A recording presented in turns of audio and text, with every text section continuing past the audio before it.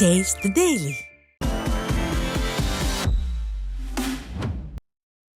சென்னையை அடுத்த தாம்பரம் அருகே அர்ச்சகரின் மோதிரத்தை ஒருவர் நூதன முறையில் திருடி செல்லும் சிசிடிவி காட்சிகள் வெளியாகியுள்ளது. தாம்பரம் ஜிஎஸ்டி சாலையில் உள்ள செல்வ விநாயகர் கோவில் அர்ச்சகரான கணேசன் என்பவரிடம் கோவிலுக்கு வந்த முருகன் என்ற நபர் தான் நகைக்கடையில் வேலை பார்ப்பதாகவும் அர்ச்சகரின் மோதிரம் வளைந்துள்ளதால் அதனை சரிசெய்து தருவதாகவும் கூறி மோதிரத்தை பெற்றுக்கொண்டு தப்பிய நிலையில் பிடிபட்டார். விடியா அரசின் ஏவல் துறையினர் முற்றிலும் செயலிழந்ததால் கொள்ளையர்களின் அட்டகாசம் அதிகரித்துள்ளதாக மக்கள் குற்றம் சாட்டியுள்ளனர்.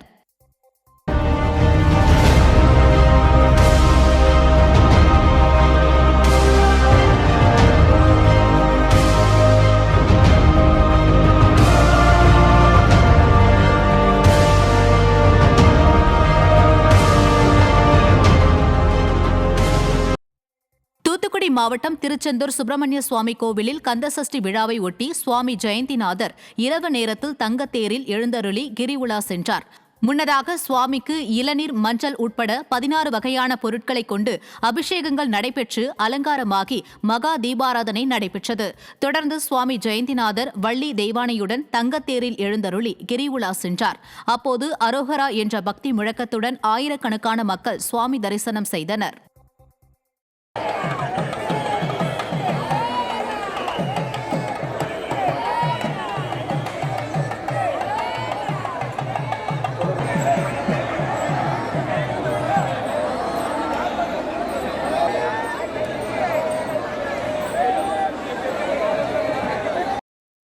கோவையில் ஓய்வு பெற்ற அரசு தலைமை பொறியாளரிடம் பண மோசடி செய்த 3 பேர் சிக்கினர்.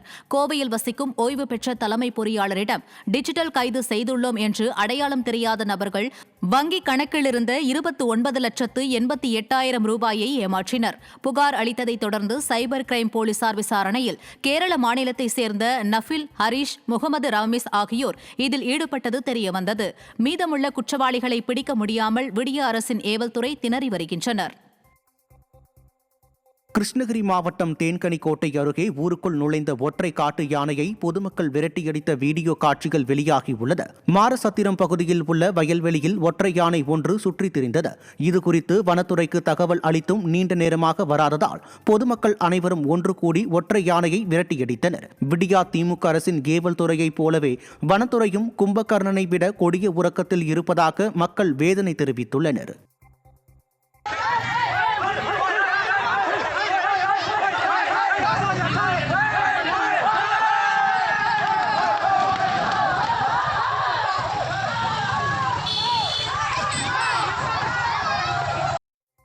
சென்னை மவுண்ட் பகுதியில் மகளை கொன்றுவிட்டு சிறையில் இருந்த தந்தை முன்ஜாமீனில் வெளிவந்த நிலையில் மீண்டும் தனது மனைவிக்கு கொலை மிரட்டல் விடுப்பதாக புகார் அளிக்கப்பட்டது. மவுண்ட் பகுதியில் கடந்த 3 மாதங்களுக்கு முன்பு குடும்ப பிரச்சினை காரணமாக தனது 6 வயது மகள் ஸ்டெஃபியை கழுத்தறுத்து கொலை செய்த தந்தை சதீஷ் சிறையில் இருந்து ஜாமீனில் வெளிவந்த நிலையில் மனைவி மற்றும் மனைவியின் தங்கைக்கு போன் மூலம் கொலை மிரட்டல் விடுப்பதாக புகார் அளிக்கப்பட்டுள்ளது. ஜாமீனில் வந்த நபர் மீண்டும் கொலை மிரட்டல் விடும் அளவிற்கு விடிய ஆட்சியில் சட்டம் ஒழுங்கு சீர்கெட்டுள்ளதாக பொதுமக்கள் குற்றம் சாட்டுகின்றனர். கடலூர் மாவட்டம் காட்டு மன்னார்கோவில் அருகே மின்னல் தாக்கி விவசாயி ஒருவர் பரிதாபமாக உயிரிழந்தார். ராஜசூடாமணி கிராமத்தை சேர்ந்த சுப்பிரமணியன் என்ற விவசாயி தனது வயலுக்கு உரம் போட சென்ற நிலையில் வீடு திரும்பவில்லை. மறுநாள் வயலில் சென்று பார்த்தபோது மின்னல் தாக்கி தனது நிலத்திலேயே சுப்பிரமணியன் உயிரிழந்து கிடந்தது அக்கிராமத்தையே சோகத்தில் ஆழ்த்தியது. நீலகிரி மாவட்டம் உதகை அருகே பைக்காரா பகுதியில் தனியார் ஜீப் சவாரிக்கு அதிக கட்டணம் வசூலிப்பதாக சுற்றுலா பயணிகள் குற்றம் சாட்டியுள்ளனர். பைக்காரா மற்றும் ஷூட்டிங் மட்டம் ஆகிய பகுதிகளில் தனியார் ஜீப் சவாரி இயக்கப்பட்டு அதற்கு 2,500 ரூபாய் வரை வசூலிக்கப்படுகிறது. இந்நிலையில் வன விலங்குகளை காண்பிப்பதாக கூறி சுற்றுலா பயணிகளிடம் குறிப்பிட்ட கட்டணத்தை தாண்டி கூடுதல் பணம் வசூலித்து கட்டண கொள்ளையில் ஈடுபடுவதாகவும் குற்றச்சாட்டு எழுந்துள்ளது. இது குறித்து திறனற்ற திமுக அரசும் வனத்துறையும் கண்டு கொள்வதில்லை என சுற்றுலா பயணிகள் வேதனை தெரிவித்துள்ளனர். இந்த விலங்குமே எங்களுக்கு காட்டல சேஃபும் இல்லை, சுத்தமா சேஃப் இல்லை. ரொம்ப ஒரு மாதிரி ஓட்டுறது அந்த மாதிரி இருந்துச்சு. பயத்தோட தான் போயிட்டு வந்தோம். பட் வந்ததுக்கு அப்புறம் எக்ஸ்ட்ரா 500 கேட்டாங்க. எதுக்குன்னு கேட்டோன்னா அவங்க இன்னும் கொஞ்சம் உள்ள கூப்பிட்டு போனோம், ஒரு 1 கிலோமீட்டர் அப்படி சொல்லிட்டு. பட் அது ஓவர் சார்ஜ், அது 3000ன்றது ஓவர் சார்ஜ். அது இல்லாமல் ஏமாத்துற மாதிரி இருக்கு.